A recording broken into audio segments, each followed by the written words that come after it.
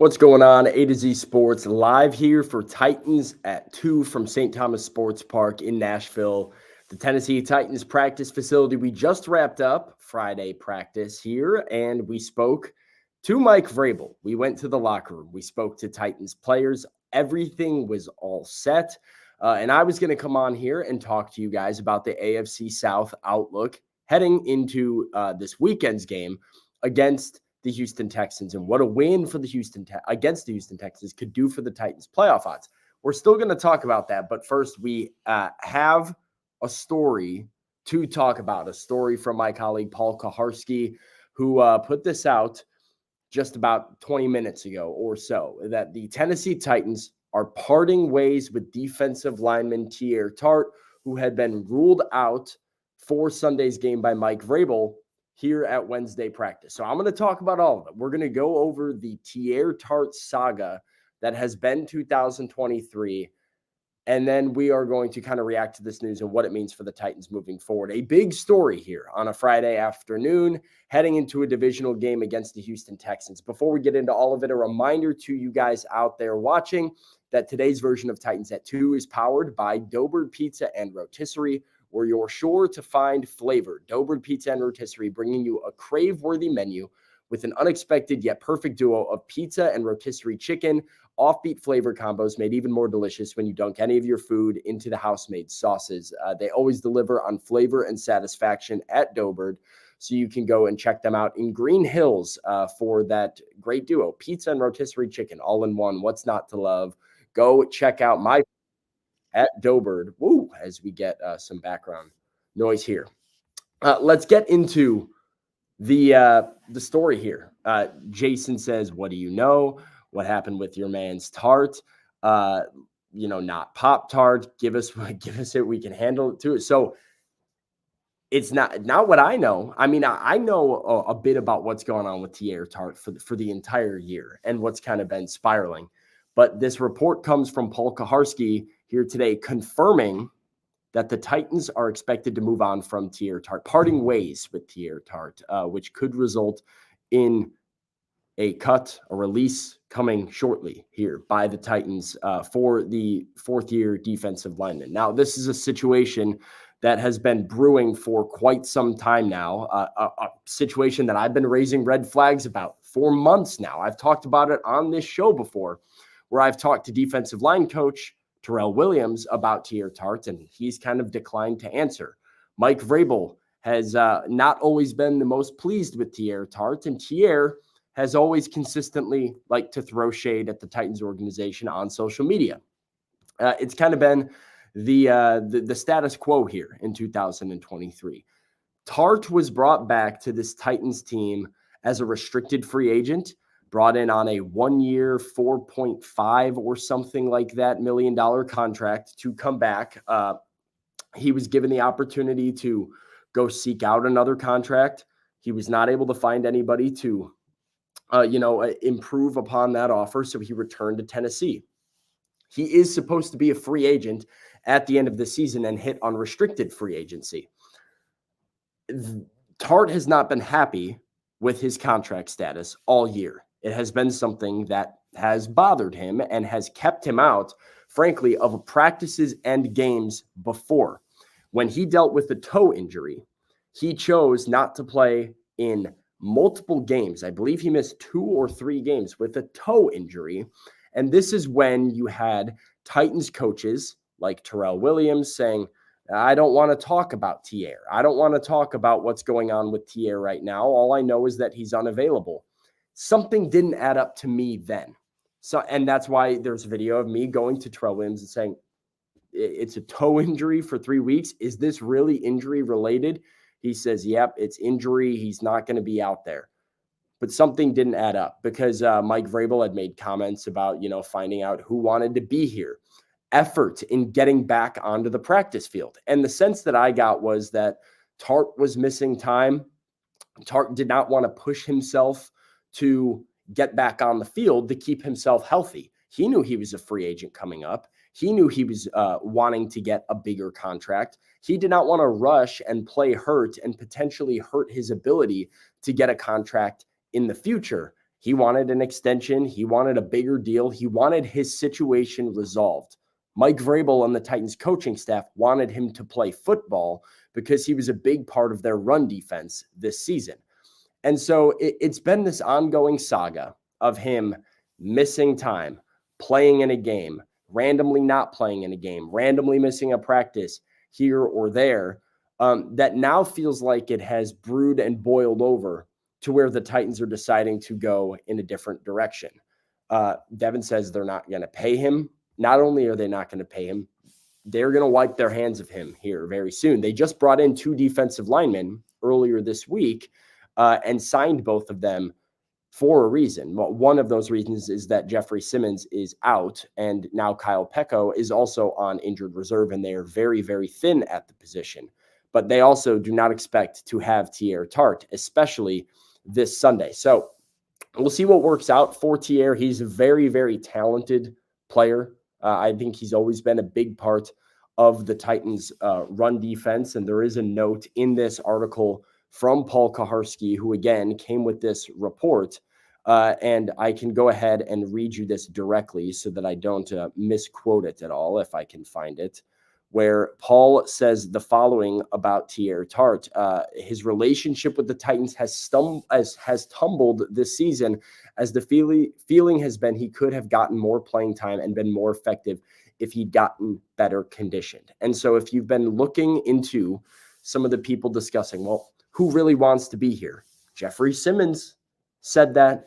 If you read into some of the comments from Mike Vrabel earlier in the year about the effort to get back on the field, I think it makes a lot of sense that the Titans not pleased with the conditioning of Teair Tart, not pleased with the effort and the buy-in of Teair Tart. And if you ask me, this might be for the best right now. If there's somebody in this locker room who is not all the way bought in, who doesn't want to be out there, or who is just inconsistent in their day-to-day effort, this team needs to go in another direction. I mean, at 5-8 right now, the Titans have their backs up against the wall if they want to try and fight for this playoff. Is that realistic? We'll talk about it a little bit later on about everything that needs to happen. It is a miracle. But in general, you need to build a culture around players who show up every week to work and perform. So I know Teair was very, very well liked as a teammate. His defensive line teammates loved him. He was really well accepted and appreciated in that room. He was like kind of the class clown in many ways. And from all of my interactions with him, a very good, jovial dude.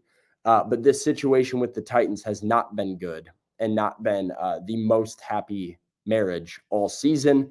Now it appears it is coming to an end, maybe as soon as later this afternoon at 3 o'clock. Look at 3 o'clock, 51 minutes from now, for the Titans to potentially make a transaction and separate themselves from Teair Tart once and for all, making him an unrestricted free agent. Maybe he goes and signs with a contender too as well. Also at 3 o'clock, just by the way, happy hour at Doughbird. Happy hour at Doughbird, 3 to 6 p.m. Monday through Friday. That includes today. Today is Friday, with deals starting at $5. They have a bottle and bird special that features an entire bottle of wine, an entire rotisserie chicken, and 2 sides for $40 when you dine in. They got good prices on IPAs and beers and cocktails, all of that stuff at their happy hour. It's a great spot to go watch a game. It's just like a good little like chill bar ambiance environment. So happy hour, 3 to 6 p.m., 50 minutes now, 51 minutes now.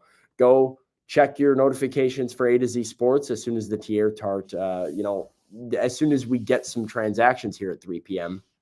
And then, go and maybe get to Doughbird after that. Billy Jones says, incoming mean tweet. Maybe. I'm actually surprised we haven't gotten one already. I'm very surprised we haven't gotten one already.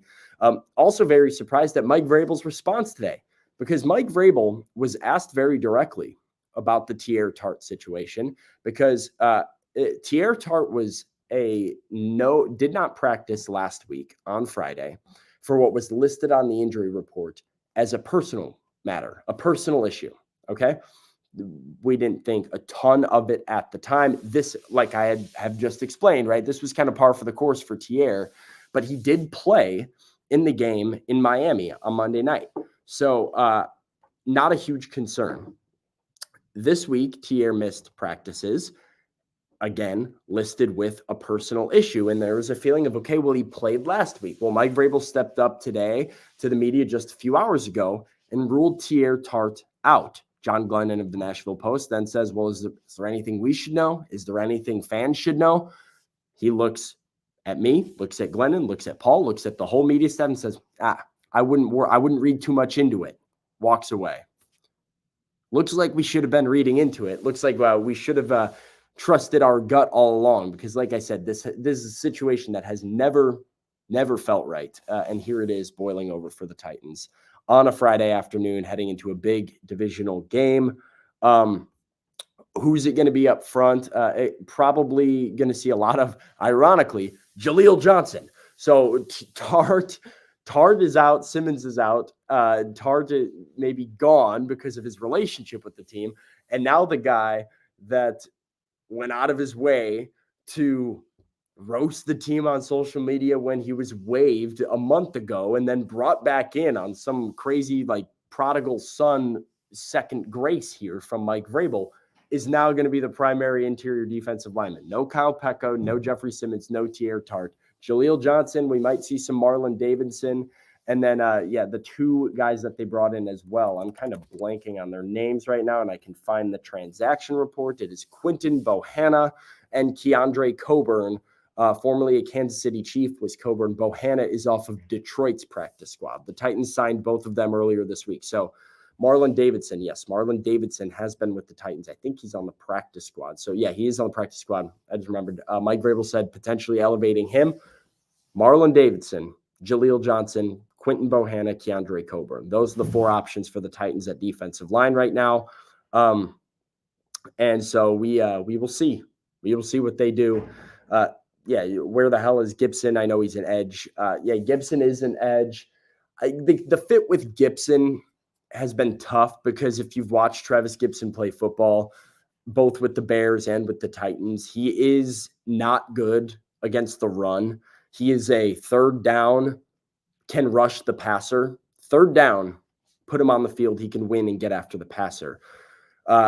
He's pretty ineffective against the run. He kind of rushes with some tunnel vision. And so it's a tough situation, because similar to like somebody like Kyle Phillips, right, who is effective on third down on offense, but only goes in limited packages, Gibson only goes in on limited defensive packages. And so when the Titans are going over a lot of their inactives, he's usually one of the first guys that they think and he also doesn't really do much on special teams. So no special teams as a depth edge rusher who can really only play on third down. That guy's going to be inactive a lot of the time. Now, when he's out there and he plays snaps, he's rather effective in terms of impacting the quarterback. It just has to kind of be the perfect storm for him to actually get on the field. So that is the answer to your question about where is Travis Gibson. Inactive most of the time, but he is around, hanging out in the locker room. So I guess there's that. More than you can say about some of the guys on this team right now. Let's get into the AFC South. I do want to talk about the AFC South, because I was doing some digging on the New York Times. I was doing some digging on NFL playoff predictors. I was running scenarios, and yes, in case it wasn't clear, Travis Gibson is an edge guy, so he would not be here to replace Teair Tart at all by any means. That's not really something that would be a factor. What they could do is move Danico Autry inside a little bit and elevate Gibson. So maybe that's part of the strategy too, is we see a little bit more interior play from Danico Autry. I feel like the Titans kind of need that right now, given how weak they are inside. Let's talk AFC South, because I was running playoff situations in my computer here, doing some of the math on what is the best case scenario for the Titans. I know some of you are kind of going to roll your eyes at this, but I also know some of you, when we talked on Monday, we're sitting here in the comments saying the Titans are going to win out. The Titans could go 9-8. And I think the schedule for the rest of the AFC South is fascinating. Here it is. Here is everybody's schedule. Here's the standings. You see the Titans, they're in the basement, they're behind, a lot of ground to make up. But look at the schedule. Houston, who is starting Davis Mills, who does not have Tank Dell, does not have Nico Collins, does not have Dalton Schultz, is coming to Nashville. Then Seattle, without Geno Smith starting Drew Lock, will come to Nashville. Then at Houston again, CJ Stroud expected to be back for that one, and you finish at home against Jacksonville. Meanwhile, those Jags that are in first place, they play Baltimore this week. Then they play Tampa Bay. Right? Not easy games, especially not that Baltimore game. And so it does get the thought process going of, in a world where the Titans beat the Houston Texans on Sunday, if the Jacksonville Jaguars were to lose to the Baltimore Ravens, currently the 1 seed in the AFC, very possible or even likely that Jacksonville could lose that football game.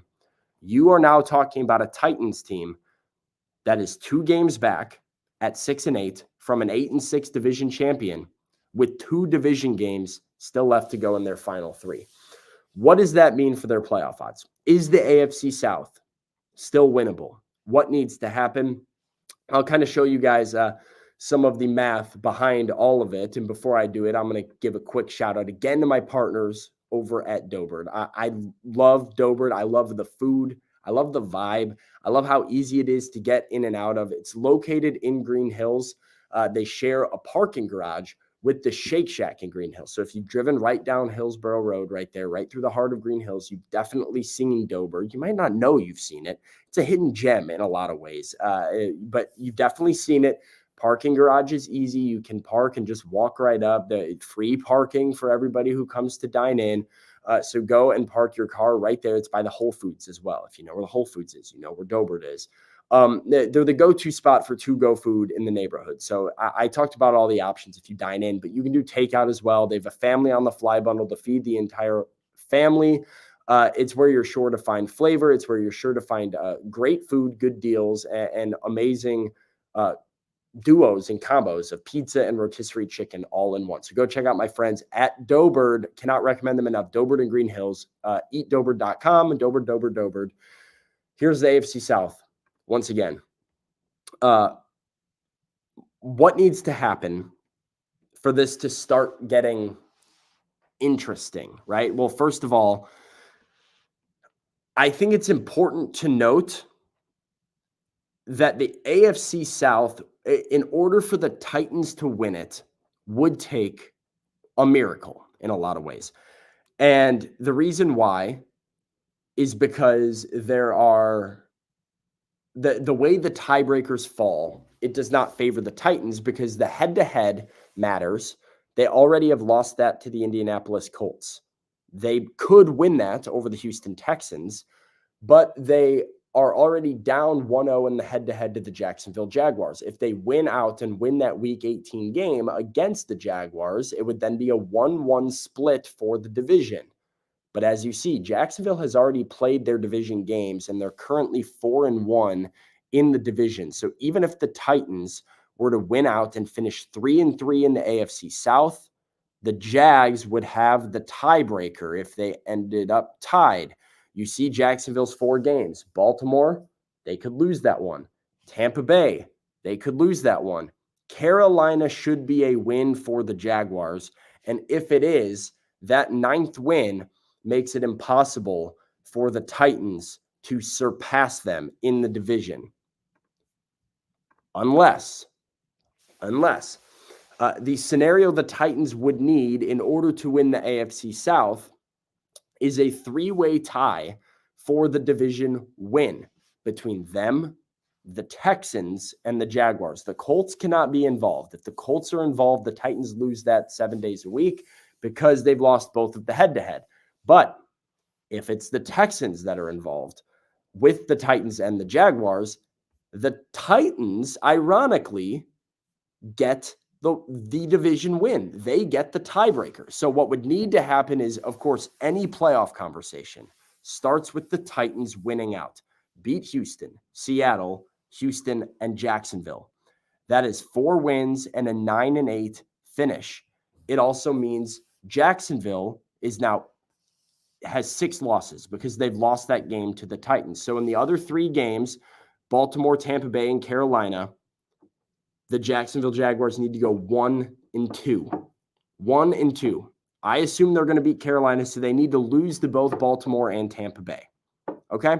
Not impossible, probably also not likely, but not impossible.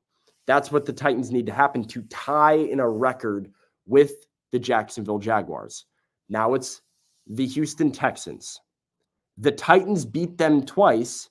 The 7-6 Texans already have 8 losses. So if the Texans beat the Colts in week 18 and beat the Browns in week 16, again, so it's Titans. We're looking at the Texans schedule here. Titans, if that is a win for the Titans and a loss for the Texans, they go to 7-7. If they beat the Browns, they go to 8-7. Then they lose to the Titans again, they go to 8-8, and then beat the Colts, they're 9-8. A 3-way tie for that top spot. The Titans win the AFC South. It's a lot that needs to happen. It's probably a situation that we can't even really talk about realistically of like what needs to happen. I know I'm doing that right now, so I guess I'm contradicting myself, but like you'll have a clearer picture after this week, because after this week, we'll get a lot of answers, right? If Jacksonville beats Baltimore, the division's already over. If the Titans lose, it's already done. Everything's done for them.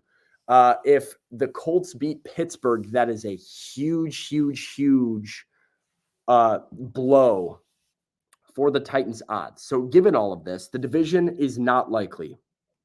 And I see a comment back here saying that the wild card, Jason says the wild card is the only option here for the Titans if they were to make the playoffs. And so what do you need to root for this weekend for the wild card? Because right now, the Titans, surprisingly enough, 2 games back from the wild card with 4 to play. There's a lot of teams at 7-6 that are just like right at the bottom of that playoff in the AFC and out of the playoff, 7-6 across the board. Well, there's 4 games this weekend.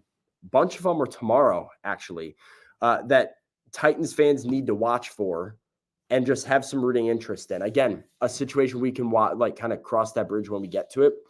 It's the AFC versus NFC matchups, the out-of-conference matchups. Titans fans need the NFC to win pretty much across the board.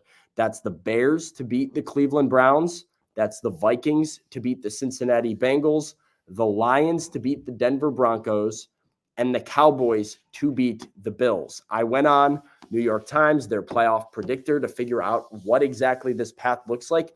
If the Titans win and they get those 4 results, their playoff odds are up at 20%. It's a long shot, but you start to have a more realistic conversation if some chips can fall in line this week. Bottom line, win 1 game at a time. I like the Titans' chances this weekend against the Houston Texans. You're wearing the Oilers throwbacks. You've got all this momentum off of Monday Night Football. There's some swagger around the Will Levis, DeAndre Hopkins duo and Tajay Spears in the backfield. Nissan Stadium should be pretty lively. I expect it to still be lively. And you got to get so hang on. What do we got here? We got somebody saying we got to ban somebody in the chat. Yeah, we do got to ban someone in the chat. We got to block Sandra. We'll see you later. She gone. All right. Thank you for the heads up. And yeah, you guys better all reply to Sandra. But it's 1 week at a time. That's what the Titans would tell you. But it's honestly realistic right now. Looking too far ahead at this point in time, dangerous situation for Titans fans across the board. I think you need to just bask in the glory that is Will Levis right now and then try and appreciate the rookie quarterback for what he is in this very moment. Enjoy these last 4 games of Derrick Henry. Enjoy these last 4 games of DeAndre Hopkins. DeAndre Hopkins probably back next year. He's under contract. I don't see a reason why he wouldn't be.